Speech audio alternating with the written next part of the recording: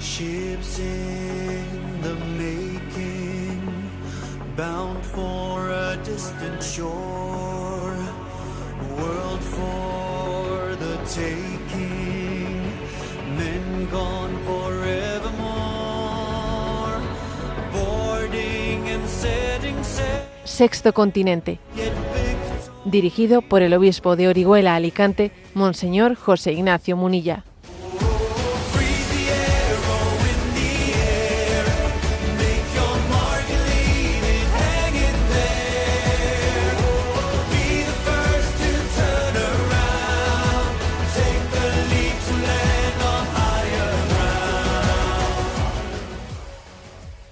Un cordial saludo a todos los oyentes de Radio María. Un día más, con la gracia del Señor, nos disponemos a realizar este programa radiofónico llamado Sexto Continente, que lunes y viernes de 8 a 9 de la mañana, una hora menos, en las Islas Canarias, está con todos ustedes. En esta oportunidad realizamos el programa en vísperas de la Nochebuena. Hoy es 22 de diciembre. En España, la noticia de hoy, aparte de que se celebra el sorteo de Navidad, la noticia de hoy son los resultados electorales que ayer, de las elecciones autonómicas que ayer tuvieron lugar en Extremadura, porque comienza, digamos, pues un ciclo de elecciones autonómicas. También, por otra parte, este programa tiene una vocación hacia toda la hispanidad, y recientemente también había tenido lugar las elecciones presidenciales en Chile. Bueno, no hemos llegado a comentar en este programa esas elecciones chilenas, estas elecciones españolas. Obviamente, fijaros, no creo que no es propio de un obispo, no es propio de la iluminación que hace la Iglesia desde la doctrina social católica, el hacer una lectura de los resultados electorales. Vamos a hacer una lectura de los resultados. No, eso no es propio de esta iluminación que hace la Iglesia, ¿no? Desde la perspectiva evangélica de la realidad. Y esto lo digo a propósito de que el reciente incidente que hubo, ¿no? De que cuando el presidente de la Conferencia Episcopal Española, en una entrevista ante la situación de bloqueo en España, la incapacidad de poder realizar unos presupuestos, la descomposición del Estado, la situación tan grave que se está generando, ¿no? Pues en la vida pública española, el presidente de la Conferencia Episcopal Española habló de la necesidad de convocar unas elecciones, ¿no? Unas elecciones generales en España, y fue contestado de inmediato por parte del presidente del gobierno español, don Pedro Sánchez, acusándole de que era parcial, de que estaba tomando partido, incluso le dijo por qué no se presenta a las elecciones, ¿no? Y entonces el presidente de la Conferencia Episcopal le respondió al presidente del gobierno español diciendo que la Iglesia es imparcial, pero no es neutral. Y esta distinción a mí me parece importantísima y quisiera reflexionar sobre ella en esta entradilla de este programa de hoy. La Iglesia, ante la realidad sociopolítica, está llamada a ser imparcial, pero no neutral. Está llamada a una actitud que puede parecer paradójica, pero que es profundamente evangélica. La Iglesia es imparcial, pero no es neutral. Esta distinción es clave, ¿no?, para comprender su misión y para evitar dos errores opuestos que le pueden acechar, ¿no? Por una parte, la partidización ideológica, tomar parte ideológicamente, pero también el riesgo contrario, el del silencio cómplice. La imparcialidad de la Iglesia brota de su fidelidad a Dios, de su vocación universal. La Iglesia no pertenece a ningún partido, bloque ideológico o proyecto de poder. La Iglesia no puede identificarse sin más con una opción política concreta, porque su horizonte es más amplio, Su horizonte es el bien integral de la persona humana y la salvación de todos, ¿no? Por eso la Iglesia no se dedica a bendecir programas electorales ni canonizar ideologías, ¿no? Sabe que toda propuesta humana es parcial, limitada, y que todas las propuestas políticas necesitan ser purificadas a la luz del Evangelio. Pero esta imparcialidad, que la Iglesia la tiene, esta imparcialidad no equivale a neutralidad, que es lo que quisieran algunos, que la Iglesia fuese neutra. No, la Iglesia no puede ser neutra. La neutralidad entendida como abstención moral o como no tomar postura sería una traición a la misión profética de la Iglesia. La Iglesia no es un espectador distante de la historia, ni un árbitro frío que se limita a constatar hechos, ¿no? Está enviada a anunciar la verdad sobre el hombre, y esa verdad tiene consecuencias sociales, culturales, económicas, políticas. Por lo tanto, ¿no?, ser neutral ante la injusticia no es virtud, es omisión, es pecado. Ser neutral ante la negación de la dignidad humana no sería prudencia, sería renunciar a la verdad. Por eso la Iglesia no puede callar cuando se vulnera la vida de los más débiles, cuando se degrada la familia, cuando se explota al pobre, cuando se pisotea la libertad religiosa, cuando se absolutiza el poder. En todos estos casos, hablar no es hacer política partidista, sino cumplir con una responsabilidad moral. La clave para distinguir entre eso de nosotros somos imparciales, pero no somos neutrales. La clave para distinguir esto, el criterio, está en que la Iglesia no entra en la arena política como un actor más, sino como una conciencia crítica. La Iglesia no se dedica a proponer soluciones técnicas, ¿no?, pero sí ofrece principios no negociables, que diría Benedicto XVI, la dignidad inviolable de toda vida humana, el bien común, la justicia social, la subsidiariedad, la solidaridad, ¿no? Y desde estos principios innegociables, ¿no?, Benedicto XVI Dixit, puede y debe afirmar, corregir, denunciar, vengan de donde vengan las propuestas. Y por eso puede ocurrir, y de hecho ocurre, y en este programa de Sexto Continente bien lo sabemos, que la Iglesia resulte incómoda para todos, para unos y para otros. Y a veces será acusada de conservadora, otras veces de progresista, unas veces se le reprochará injerencia, otras veces se le reprochará silencio. En realidad esta incomodidad es a menudo signo de que no se ha dejado capturar por nadie, por ninguna ideología, sino que permanece anclada en el Evangelio. Cuando te critican todos, bueno, puede ser o que lo estás haciendo muy mal, muy mal, muy mal, o que estás donde tienes que estar, ¿eh? Jesús mismo encarna esta tensión. No se alineó con los poderes de su tiempo, pero tampoco se desentendió de la realidad, ¿eh? Denunció la hipocresía, defendió a los pobres, protegió a los débiles y proclamó una verdad que tiene consecuencias sociales evidentes. Por eso fue rechazado tanto por los que querían instrumentalizarlo políticamente como tanto los que preferirían que no molestara. A ver, en resumen, la Iglesia es imparcial porque no sirve a ningún poder humano. Y al mismo tiempo la Iglesia no es neutral porque sirve a la verdad. Y la verdad, cuando se anuncia con caridad y valentía, siempre toma partido, pero no partido político, toma partido por el hombre, especialmente el más vulnerable, y toma partido el partido de Dios, que no se confunde con ningún interés ideológico, pero que tampoco se refugia en una neutralidad estéril. Ahí reside su misión, la misión de la Iglesia.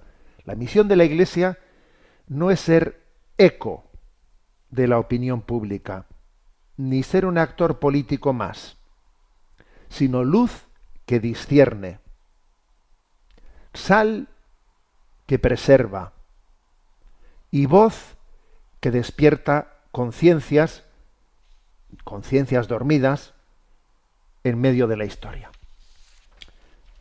Sexto Continente es un programa que tiene interacción con los que sois usuarios de redes sociales en Instagram y en Twitter a través de la cuenta @obispo Munilla, en Facebook a través de la página que tiene mi nombre personal de José Ignacio Munilla. Los programas anteriores de Sexto Continente están a vuestra disposición, tanto en el podcast de Radio María como en las plataformas de YouTube, en el canal de En Ti Confío, también en las plataformas de iVoox, Spotify, Amazon Music, en la página web enticonfio.org. Allí también encontráis los programas anteriores de Sexto Continente, y además también allí se puede seguir la emisión en directo de este programa a través de En Ti Confío TV.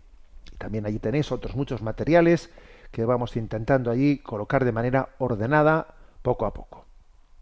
Agradezco infinitamente a todos los voluntarios, ¿no?, que hacen posible pues esta labor que llevamos adelante.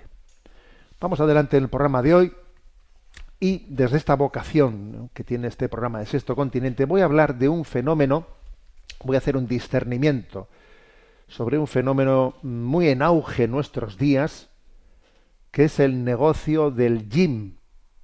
El gym es la manera popular con la que se designa a los gimnasios, el gimnasio fitness.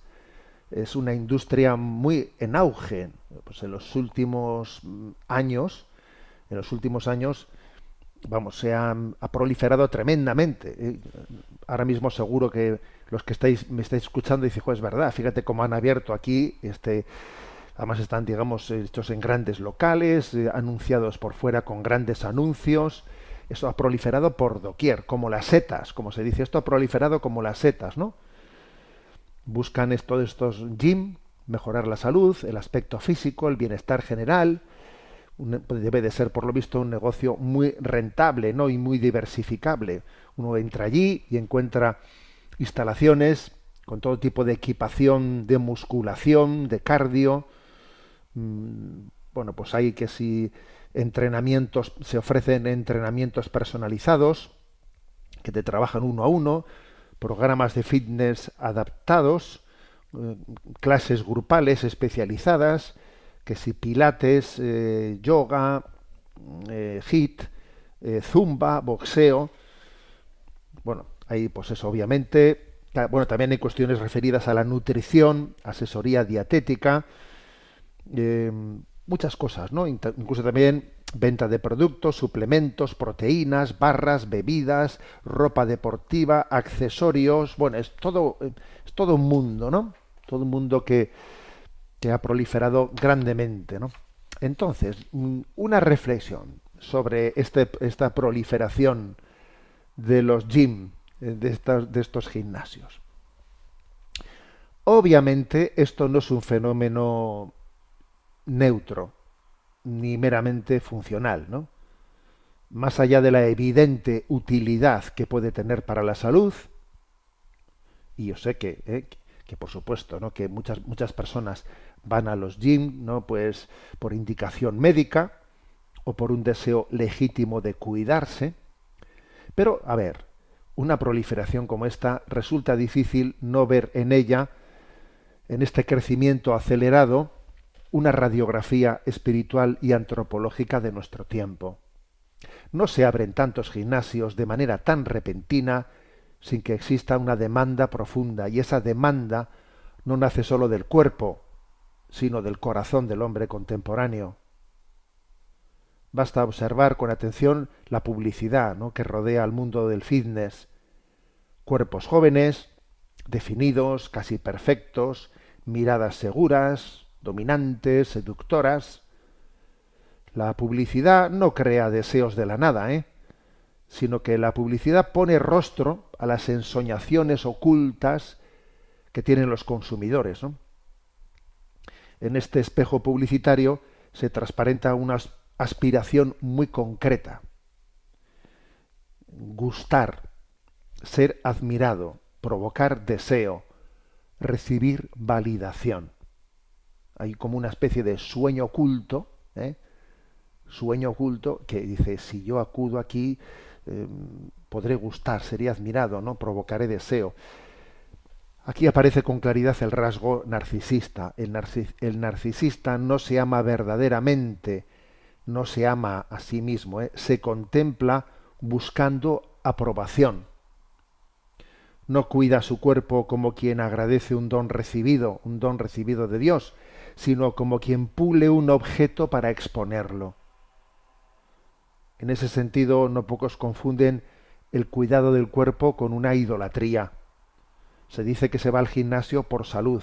Ya. A veces será así, pero muchas veces lo que realmente se busca es mirarse en los ojos de los demás, existir en su aplauso, justificar el propio valor por la validación ajena, ¿eh? Y es cierto que se ha advertido del peligro de la adicción al fitness, del exceso. Esto sí que se repite por ahí, ¿no? Que existe, pues, un riesgo de idolatría, de que si la vigorexia, de la obsesión por el rendimiento, la imagen. Esa denuncia sí que se ha realizado, ¿no? Sin embargo, el problema no se limita a algunos casos extremos, ¿eh?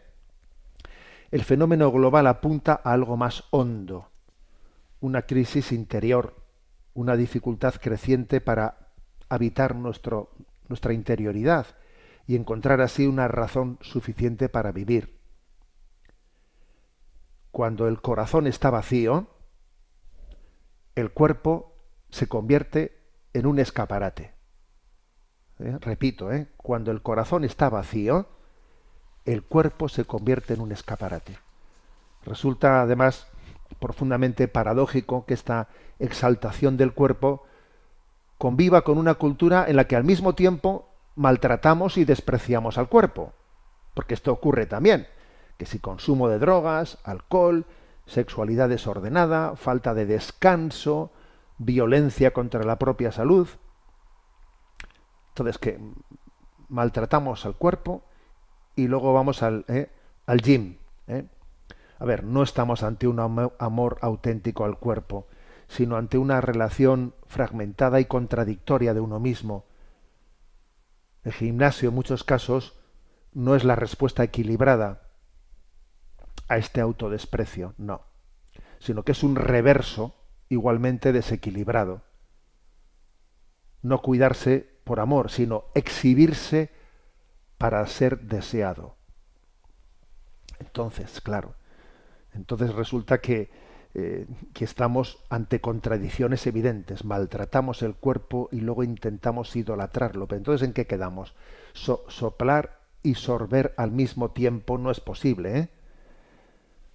Bueno, pues desde una mirada cristiana, esta tensión se comprende mejor.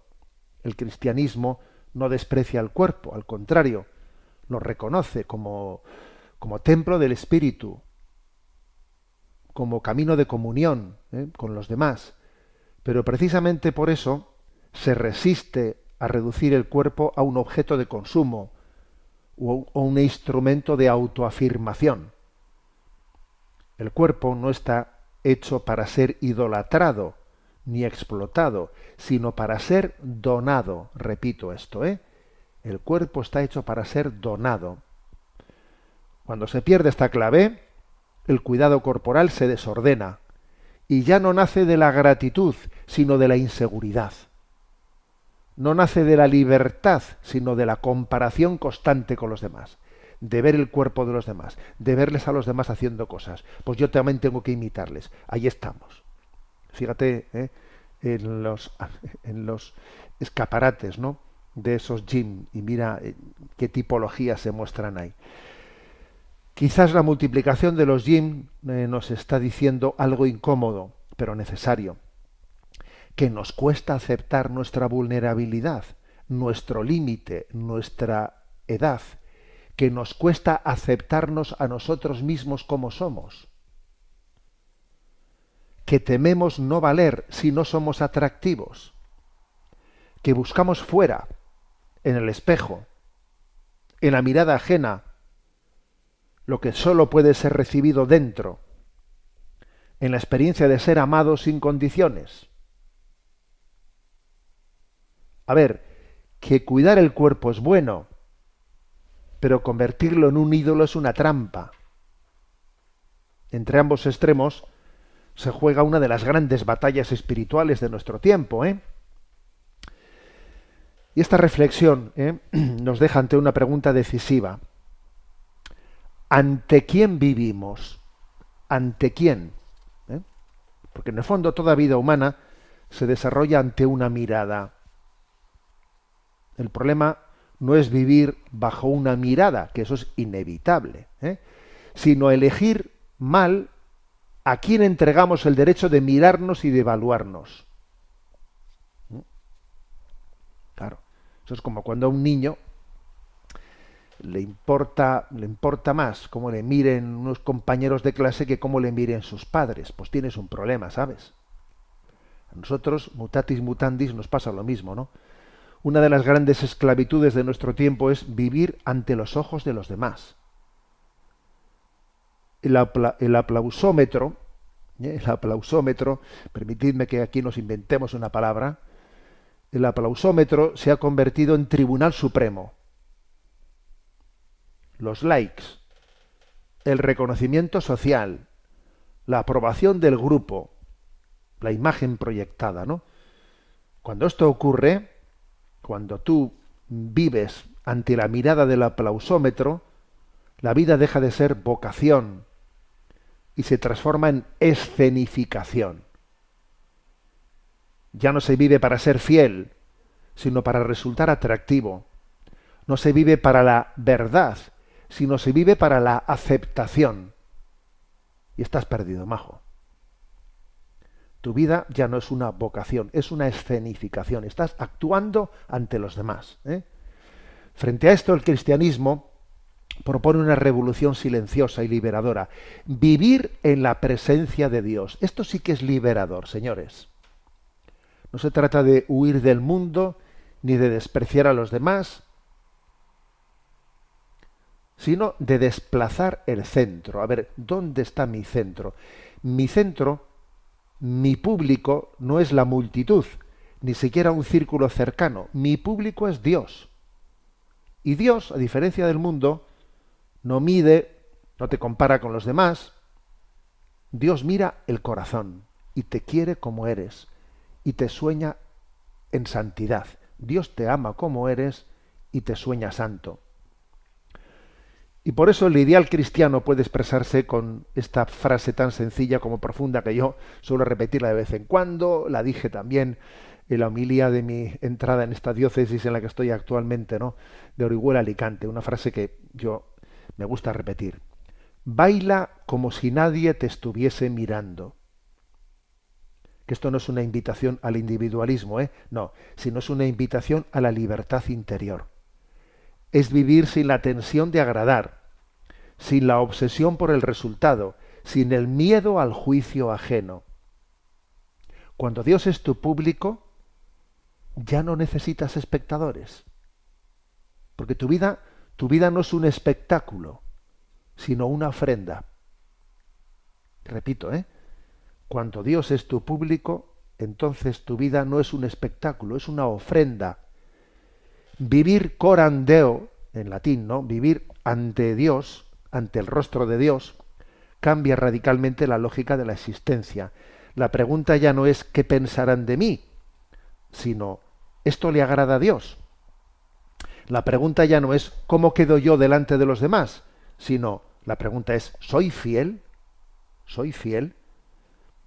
Y esta clave libera incluso del narcisismo espiritual, porque Dios no se deja seducir por apariencias, no se impresiona por cuerpos perfectos, ni por currículums brillantes. Mira qué currículum tiene, mira qué cuerpo tiene. Es patético, ¿no? Pues también no hemos hablado nunca de eso, de esa tendencia a comprarse currículums haciendo no sé qué máster, ¿sabes? A ver, Dios no se deja seducir por las apariencias, ni de los cuerpos, ni de los currículums, ¿no?, sino por el corazón humilde, verdadero y entregado. Quien vive ante Dios puede permitirse el lujo de la imperfección visible, del anonimato, incluso del fracaso. El supuesto fracaso humano, a quien vive delante de Dios no tiene ni remotamente el mismo efecto en él que al que vive delante de los demás, ¿no? Puede trabajar bien, aunque nadie le vea, quien vive delante de Dios.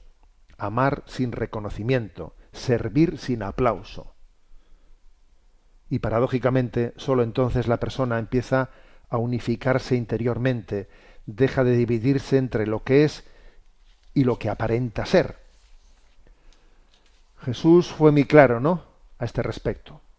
Él dijo: el Padre ve en lo secreto. Dios ve dentro de ti. Ahí se juega la autenticidad cristiana. Lo secreto no es lo oculto por miedo, sino lo vivido sin necesidad de ser exhibido.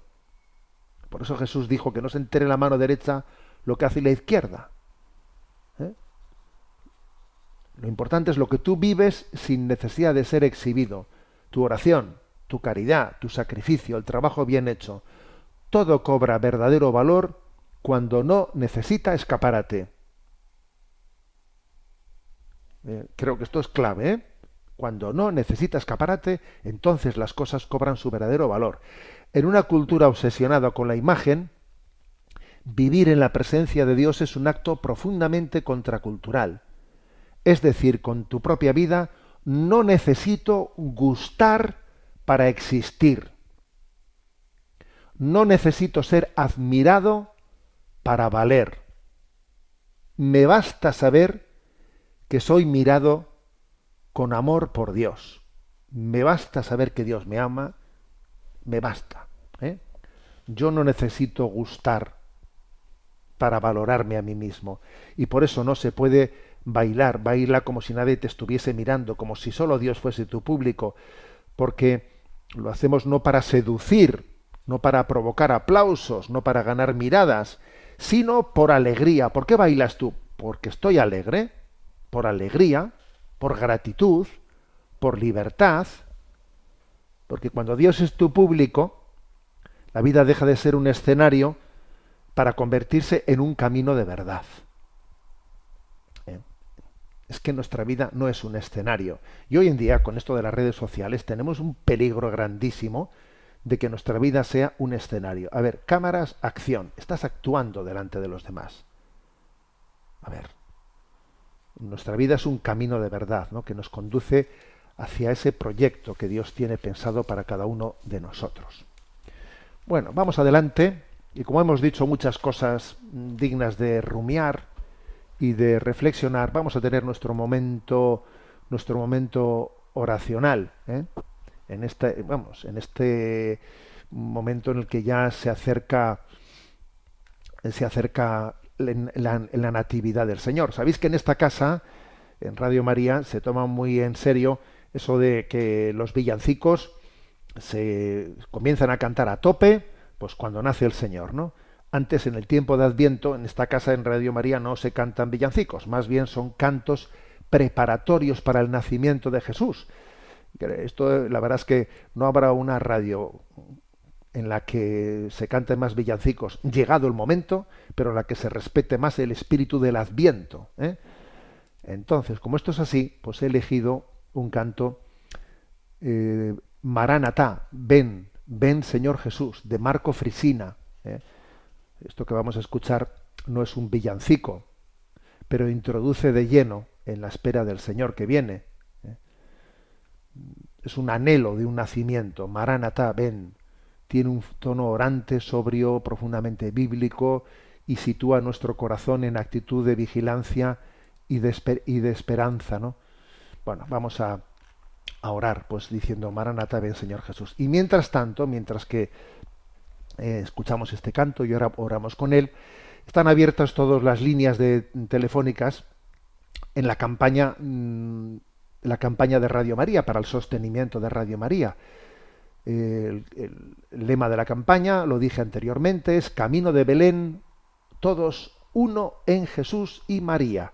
Mientras que escuchamos esta canción, habrá voluntarios que atiendan el siguiente teléfono, ¿no? El siguiente teléfono para poder llamar y hacer vuestro donativo navideño para el sostenimiento de Radio María. El teléfono es 91 822 8010. 91 822 8010. Escuchamos Maranatá de Marco Frisina.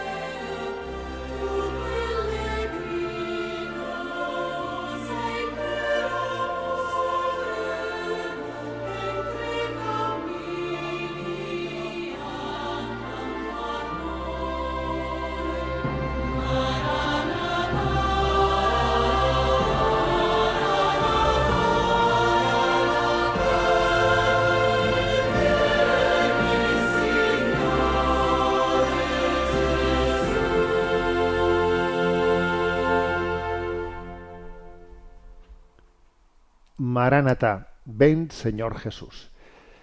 Vamos adelante en este programa de Sexto Continente. Hemos comenzado con una entradilla a propósito de las elecciones que ha habido en Chile, que está habiendo en España, y distinguiendo de cómo la Iglesia está llamada a ser imparcial, pero no neutral. La Iglesia es imparcial, pero no neutral, ¿no? Y decía en ese comentario que, claro, que una prueba de que la Iglesia es imparcial y no neutral suele ocurrir cuando la Iglesia resulta incómoda a todos, cuando en el fondo, claro, no se casa con nadie, ¿no? Con ningún partido político, ¿no?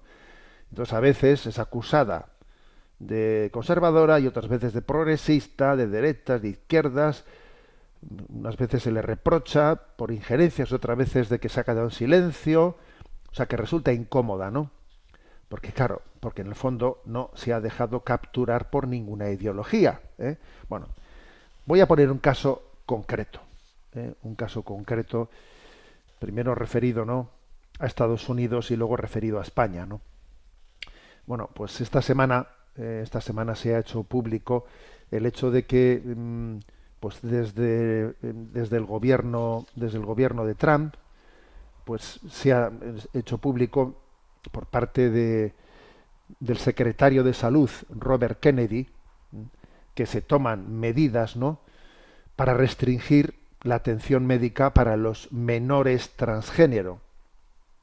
Se ha tomado medidas para proteger a los niños de la mutilación química y quirúrgica. Es increíble esto, ¿eh?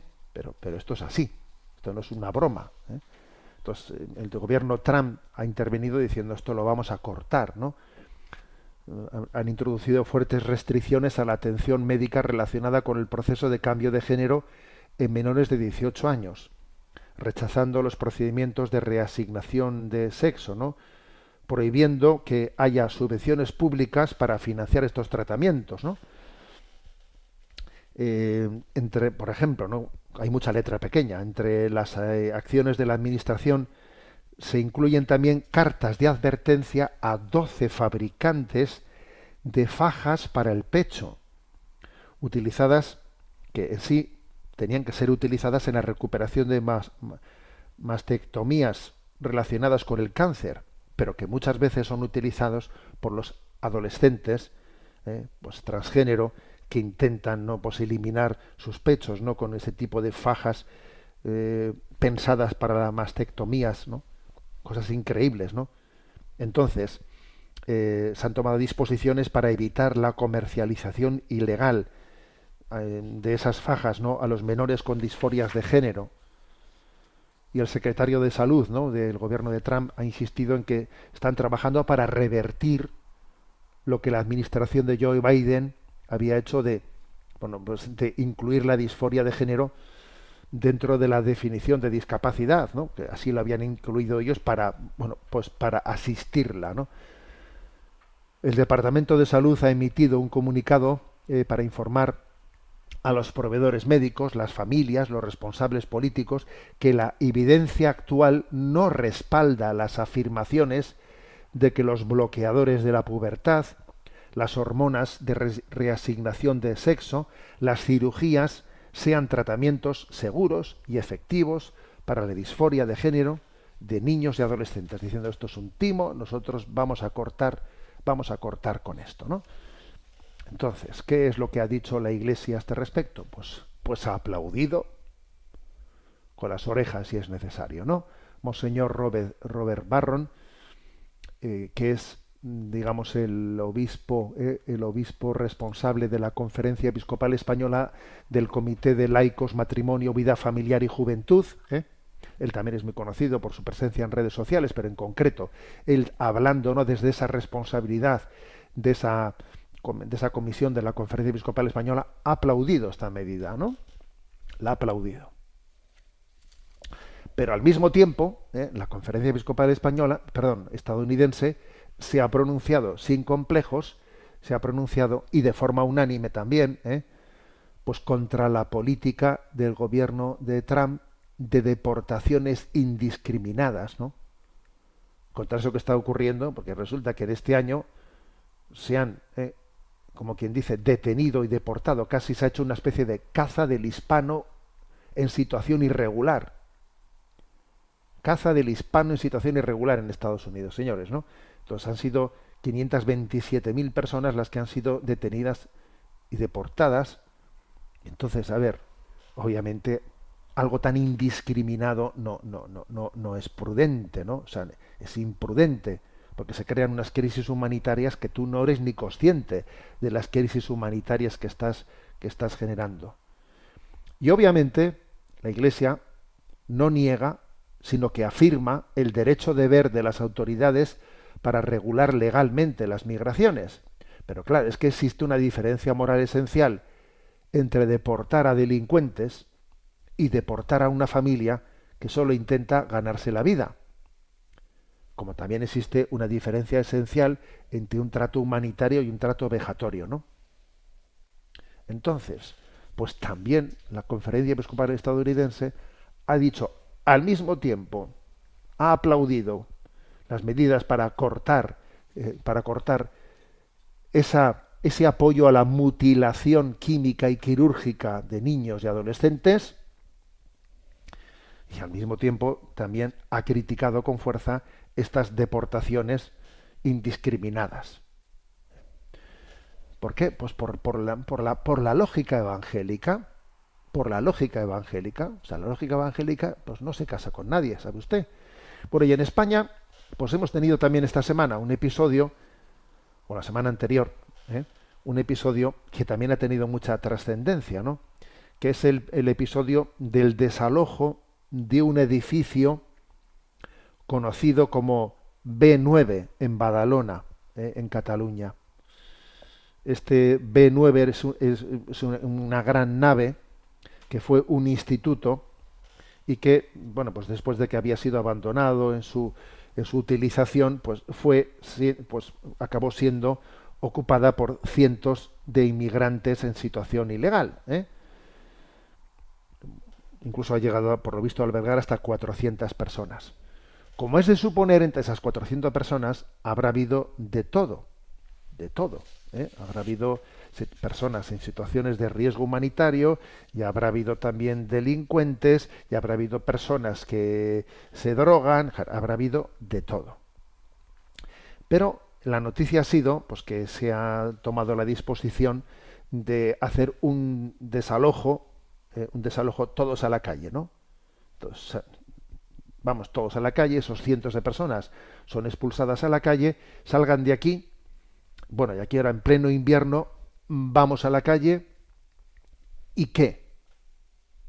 ¿A dónde vamos? Pues claro, pues a esparcirse por las calles de Badalona, ¿no? De repente cientos de personas a ver en qué rincón me meto, ¿En qué rincón me meto? Y esto ha sido pues un tema de profundo debate y polémico, ¿no? Los obispos de Cataluña han sacado una nota criticando este desalojo sin más solución para nadie y indiscriminado, en el que no se distinguen situaciones humanitarias de nada, ¿no?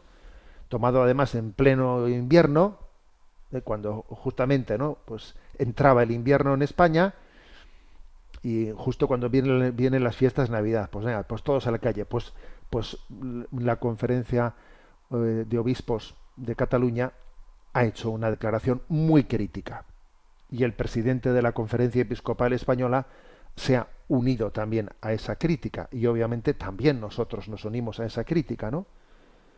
Porque claro, cambiar el problema de sitio no es solucionar nada, Si cambia el problema de lugar, claro, en este caso además hay una cuestión que es delicada, y es que no estamos hablando de una ocupación de un espacio privado, sino que claro, que se trata de un inmueble que es público, que es del ayuntamiento. Entonces, claro, el ayuntamiento dice, es que las competencias de los sin techo no es municipal, las competencias de los sin techo es del gobierno autonómico, el gobierno central, y los otros dicen, no, las competencias mías no son las competencias tuyas. Sí, uno por otro, pero nadie aborda el tema.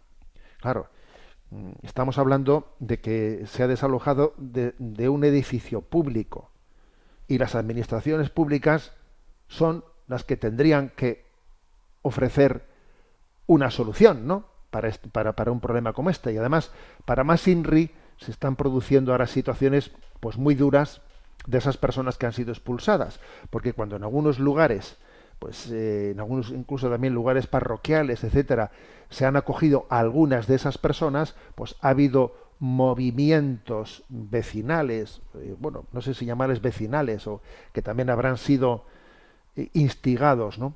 Movimientos para intentar impedir la asistencia, que Cruz Roja o que Cáritas o quien sea les lleve mantas o asista a las personas que han sido expulsadas. Personas poniéndose delante de una parroquia para que nadie lleve ayuda a personas que han sido acogidas allí. A ver, pero qué espectáculo es este. Pero qué espectáculo es este, señores. Justo cuando vamos a celebrar el nacimiento del que no encontró posada, junto cuando vamos a nacer, es curioso esto, cuando vamos a nacer, a celebrar, os voy a leer una frase que he incluido en la postal de Navidad de este año. En la postal de Navidad de este año he incluido una frase de Chesterton de su libro Espíritu de Navidad. Dice Chesterton: la Navidad está construida sobre una hermosa y deliberada paradoja, que el nacimiento de un sin techo sea celebrado en cada hogar. Chesterton Dixit, en su libro El espíritu de la Navidad. Lo voy a volver a leer. La Navidad está construida sobre una hermosa y deliberada paradoja, que el nacimiento de un sin techo sea celebrado en cada hogar. Bueno, por eso yo creo que el espectáculo, ¿no?, del que estamos siendo testigos, pues indica también el hecho de que nos falta sensibilidad. Y repito, como he dicho al principio, que los católicos no negamos el derecho deber de las autoridades para regular legalmente las migraciones. Pero claro, las acciones indiscriminadas, ¿no?, el quitarme de encima un problema y no entrar allí a discernir quién está en qué situación, o sea, no abordar las cuestiones personales, pues claro, es tremendo. Es algo absolutamente contrario a nuestra raíz cristiana. Bien, pues aquí tenemos, por lo tanto, ¿no?, he puesto este caso de cómo el discernimiento cristiano, pues en el fondo no se casa con nadie, ¿sabéis? Pues porque en el fondo estamos llamados a responder desde el espíritu cristiano a lo que acontece en esta vida. Bueno, sabéis que tenemos también un correo electrónico habilitado para poder participar en este programa.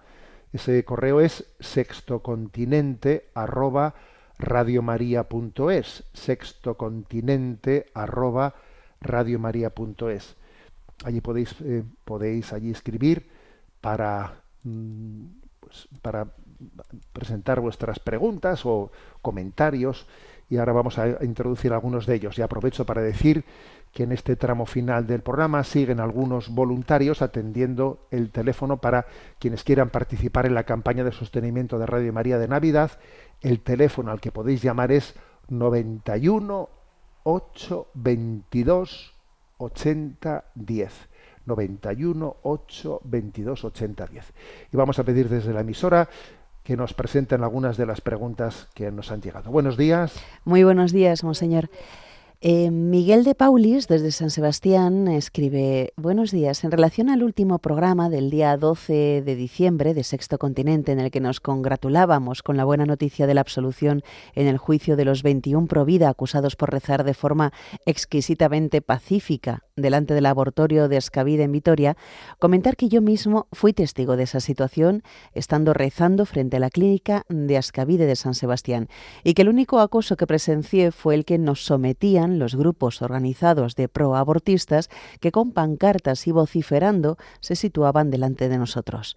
Pero lo que quisiera hoy transmitir se refiere a la acción provida que supone Medical Open World, una organización sin fines de lucro creada en España para desarrollar una incubadora neonatal de bajo coste para salvar la vida de los bebés prematuros en países de bajos recursos y que de otra forma estarían abocados a morir. Se trata de una incubadora portátil de código abierto construida con impresión 3D y materiales asequibles que cuesta solo 350 euros en comparación con los más de 35.000 euros de una incubadora comercial. Como resultado de esta acción provida, se llevan más de 4.000 vidas salvadas en 37 países, lo que puede ser una gota de agua frente al océano de los abortos que se realizan en el mundo. Pero se trata de una gota de vida de valor infinito. Gracias, don José Ignacio, y un saludo. Bueno, pues le agradecemos a Miguel de Paulis esta aportación, aparte de su testimonio de lo que acontece en realidad, de dónde está el verdadero acoso, ¿no? Acoso ante las clínicas abortistas, de lo cual ciertamente no teníamos ninguna duda, pero un testimonio personal añadido, pues siempre es bueno, ¿no? Pero también le agradecemos que comparta con todos nosotros esta noticia, ¿no? De la cual yo ya me había llegado, pero no la había llegado a comentar en el programa. El hecho de que un joven, fijaros, un joven, echando mano de las tecnologías actuales, haya tenido, ¿no?, esa creatividad de decir, y si yo construyo con este 3D, con esta impresión, aquí con una impresora 3D, y si construyo una incubadora, vaya creatividad la de ese chaval, tú, ¿eh? Y nada, y se ha hecho una incubadora hecha con 3D, que sale súper barata. Tú fíjate, 350 euros frente a 35.000, que cuesta una incubadora comercial, ¿no? Y este chaval pues ha tenido esa intuición, que yo creo que por una parte es saber utilizar bien las tecnologías. Es que saber utilizar bien las tecnologías es importantísimo, ¿no? Las tecnologías tienen una finalidad. Dios nos ha dado una sabiduría para que con estas tecnologías que tenemos busquemos fines santos. Dar gloria a Dios con fines santos. Esto es un caso concreto de la tecnología al servicio de la instauración del reino de Dios. No tenemos que tenerle miedo a las tecnologías bien utilizadas, ¿no? Y convenientemente también discernidas y purificadas, obviamente, ¿no? Y luego también, por otra parte, creo que en esta historia de esta incubadora portátil también hay otra cosa digna de reseñar, que es la estrategia del 1 a 1. ¿Sabes? La estrategia del 1 a 1. ¿Yo qué puedo hacer? Porque claro, cuando uno es muy idealista, teórico, abstracto, cuidado, porque hay personas que son idealistas, teórico, abstractas, y eso no sirve. Aquí hay que ser un idealista práctico y hay que ir al 1 al 1. La famosa frase de aquella pregunta que le hicieron a Madre Teresa de Calcuta: ¿y usted cómo ha conseguido rescatar de las calles de Calcuta a 60.000 moribundos? Y dice, pues yo, pues no sé, pues 1 a 1, ¿sabe? O sea, ¿qué estrategia ha tenido usted? Oiga, mire usted, pues yo 1 a 1, Esa respuesta que dio Madre Teresa, que no era consciente en su inocencia lo que estaba diciendo cuando respondía así a un periodista, ¿no? Es emblemática para nosotros. A ver, yo tengo que hacer lo que esté en mi mano. Y claro que esto es una gotita de agua en medio de un océano, pero como dice esta carta que nos ha mandado Miguel de Paulis, es una gota de vida de valor infinito. De valor infinito. Luego aquí vamos uno por uno, rescatamos una vida, ponemos una incubadora que hemos hecho en 3D y vamos 1 a 1, porque este es el estilo de Dios. Damos paso a una siguiente consulta. Nos escribe un oyente llamado Marcos. Muy buenos días, monseñor. Quisiera compartir con usted una situación que vivimos recientemente en una iglesia. Asistimos a misa con nuestras 2 hijas pequeñas, una de ellas menor de 1 año. Nuestra hija más pequeña está comenzando a caminar y suele hacer algunos ruidos al moverse o inquietarse un poco, por lo que salimos discretamente a la entrada del templo para no molestar.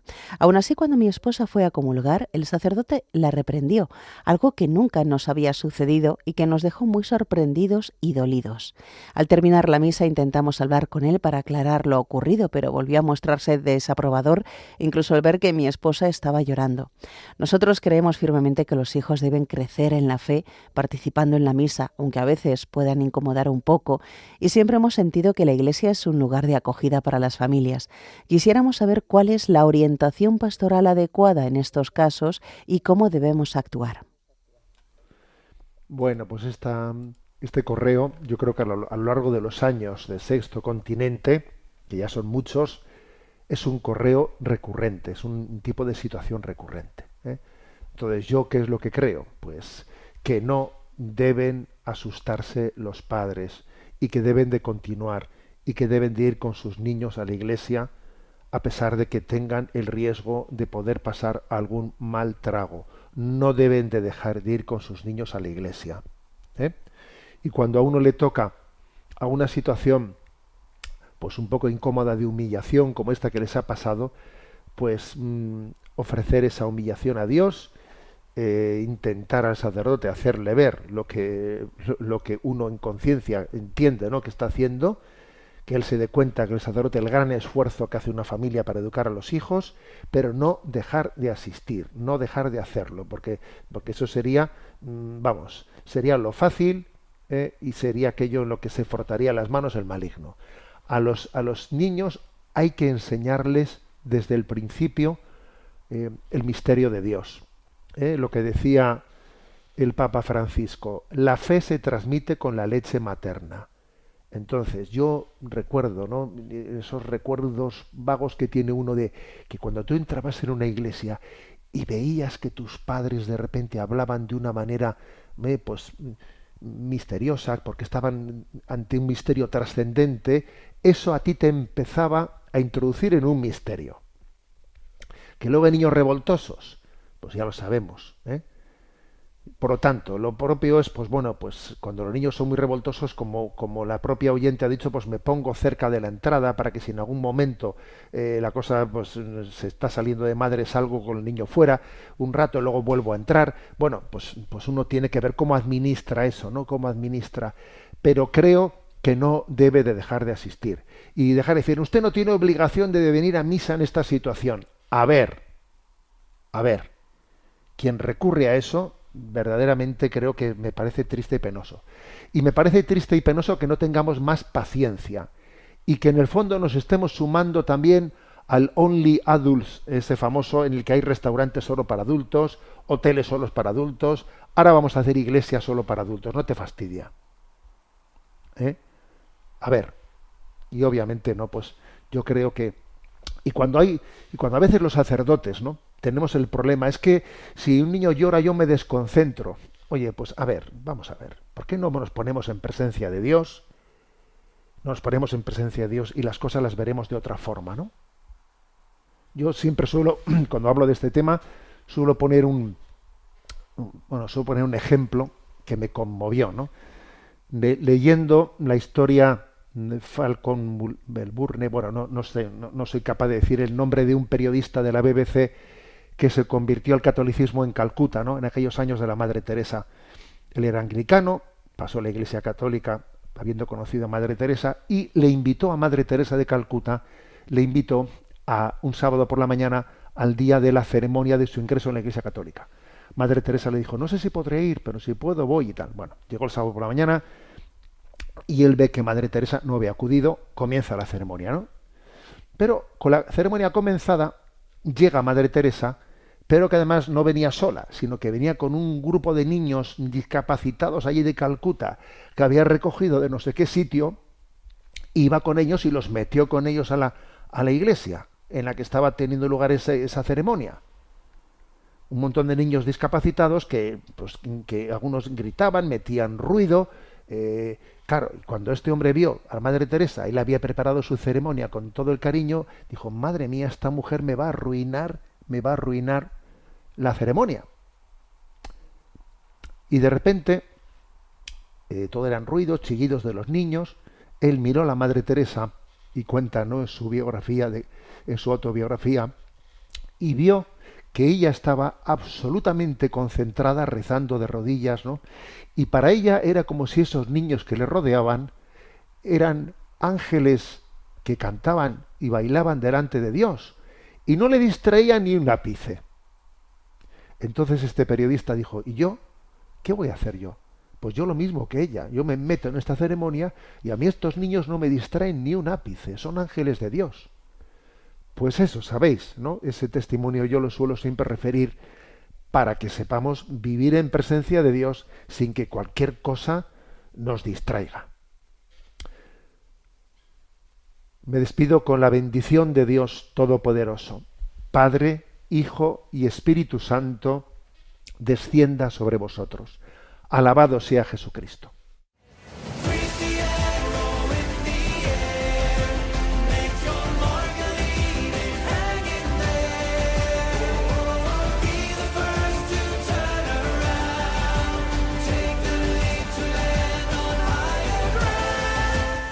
Finaliza en Radio María Sexto Continente, dirigido por el obispo de Orihuela, Alicante, Monseñor José Ignacio Munilla.